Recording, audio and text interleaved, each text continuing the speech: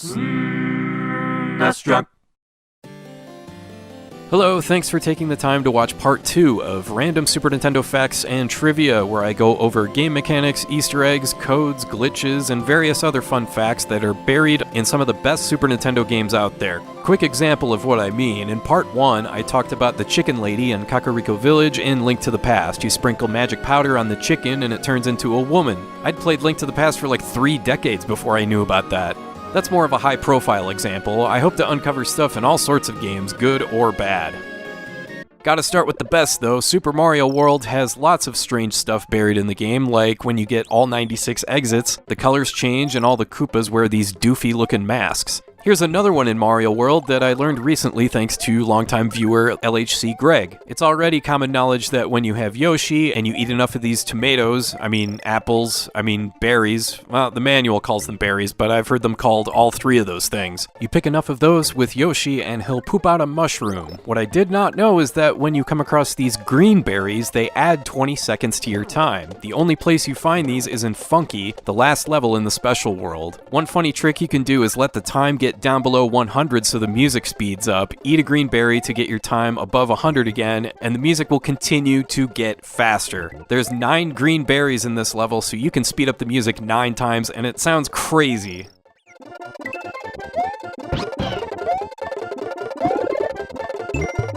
There's also pink berries in a couple different levels in the Forest of Illusion. You eat a couple of those, and a small cloud will appear and drop coins with smiley faces that look like Nilla wafers. I'm not even sure what the point of this is, but it's here, and it is kinda cool to discover new stuff about a game I finished like 100 times, and somehow still find something new. Like here, in this boss fight, in the Donut Secret House, the Big Boo can't actually hurt you. Only the regular ghosts can. I never knew that.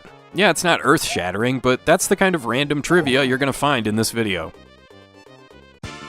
One of the neatest things about Mega Man X is that you can change the stages themselves, like Spark Mandrill stage here. If you finish Storm Eagle stage before Spark Mandrill, then everything is smashed and broken, presumably because Storm Eagle's plane crashed into it. Same thing with Flame Mammoth. You finish Chill Penguin first, then Flame Mammoth stage will be covered in snow and ice. Mega Man X2 also has a stage you can manipulate, although it's only one. Once you complete everyone else's stage and collect all the boss weapons, you could come back to the Wire Sponge stage and mess with these orbs here. Hit one with the speed burner and everything gets so hot that these frogs get roasted, but they also crank up the laser on these things to 11.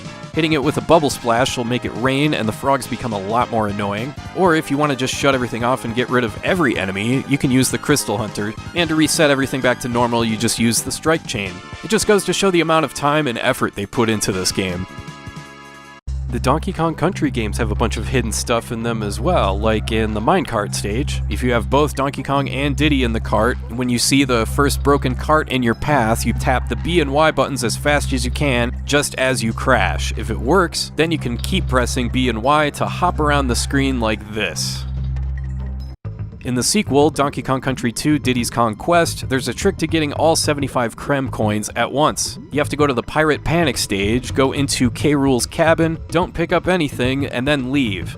Then you jump over the first 2 bananas, but you do want to collect the bunch on top of the barrels. Go back to the cabin while still avoiding those 2 bananas and grab the balloon, jump over the bananas again, and grab another bunch of bananas. You go back to the cabin, and voila, you got all the Krem coins. And of course, there's lots of smaller stuff you can do in this game as well, like if you want to check how many DK coins you've gotten playing Cranky's game, you just press L and R at the same time anytime you're on the map screen, and you'll get a scoreboard telling you how many.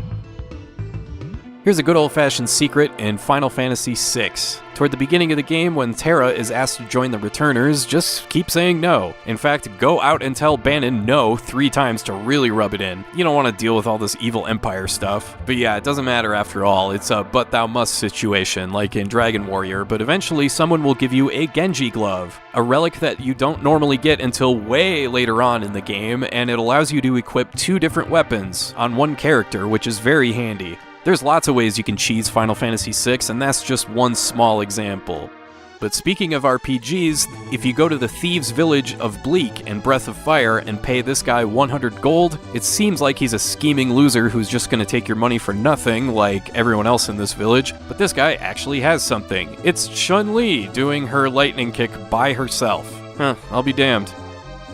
Of course, SimCity has a bunch of mechanics you can exploit to the point that you can max out your money, but you can also cheese the game to get maximum space to max out your population. Like, instead of having an airport that takes up all this space, you can just command a series of plane crashes until fire burns it down to one tile, and the airport still somehow manages to function just fine.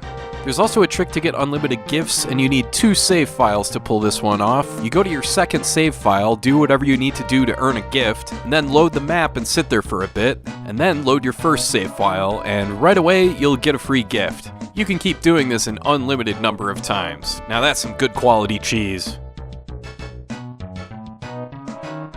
Super Punch-Out is a tough game. Well, it's tough for me, but thankfully there's a practice mode you can activate so you can zip around and spar against whoever you want in the game. At the title screen, you hold Y and R on the second player controller, then press A or Start on the first player controller, and you're taken to a big menu where you can confidently get the crap kicked out of you by every one of these dudes. There's even small tricks to make your life easier in games like Judge Dredd, which is actually not that bad of a game. Usually you have to waste a grenade to bust open these ammunition boxes to complete the first mission, but if you kick them and press pause at the same time, you can break them open that way. Aero Fighters has a hidden boss run mode. Just go to the character select screen and hold R, and use the second player controller to press A, left, Y, right, X, down, B, up, and bam! You've got hyper-condensed Aero Fighters. But if you prefer your airplane action centered around budgets and labor strikes, there's Aerobiz Supersonic, and if you press select on the save screen, it loads a flag trivia game, as if Aerobiz isn't exciting enough already. Hey, it's a good game, but it's not exactly a roller coaster of thrills. On the other end of the spectrum, MechWarrior has you stomp around as a giant mech through a series of Mode 7 stages, and it's got one of my favorite codes ever. If you press ALL and then YALL a few times, you'll become invincible. So yeah, all y'all is the code, and after becoming invincible, then all y'all is about to get messed up. In Faceball 2000, you can unlock the mazes from the original Game Boy game by holding L and R when you're selecting the number of players on the title screen. Press A, and when the screen fades to black, let go of L and R, and you'll see Cyberscape as an option. So yeah, there's almost twice as much game here with this trick. We're used to seeing sports games like NBA Jam have a million different codes and characters to unlock, but how about Looney Tunes B-Ball? This is actually a pretty good game and a fun playthrough, especially with or against a second player, but if you want things to get weird, anytime during gameplay you can press B 5 times and then X, you'll see the word Mayhem pop up on screen, and everything is a lot faster, to the point that you could reach 100 points in one game. You can also take control of what power-ups you're given by pressing up, left, X, so you can flip to the long-range power-up and start nailing logo 3s with Elmer Fudd. You know, if this court had a logo. Sticking with sports games, even the original John Madden Football has some fun stuff you can exploit. Like here, I managed to throw an interception with Rich Gannon, and the defender went out of bounds within a split second of gaining possession. If you're able to time this just right, you'll actually take over on the opposite end of the field, like how the computer screwed me here by making a diving catch out of bounds, and instead of getting the ball at their own 10-yard line like they should, it's 1st and goal at the other end. The field is completely flipped around. But what's funny is that if you score on this possession, it doesn't count. It initially shows up as a score, but it's never tallied in the final scoreboard, which is weird. It's like the computer knows it's cheating and it feels bad for a second and says, nah, I was just kidding. Finally, let's end with Secret of Mana. Most of the weapons here can be leveled up 9 times, but the sword only has 8 orbs for leveling up, at least that's the first impression the game gives you, but there is a 9th orb you can find. You just have to glitch the game to do it. First, you use Flammy to fly to Ice Country and land where Neko is, then immediately save your game. For some reason, this screws up your save data, and the game doesn't know where you are in the world, so when you load this save again, it's just a black screen. Next, you start a new game and get to the first boss down here, and you hold the reset button for 5 seconds. Don't just reset the game, you have to hold reset for a bit. Yeah, this is one of those glitches. Then you load your corrupted save, and if you did everything right, you'll get the 9th sword orb after beating the boss, and just like that, you've got the Mana Sword.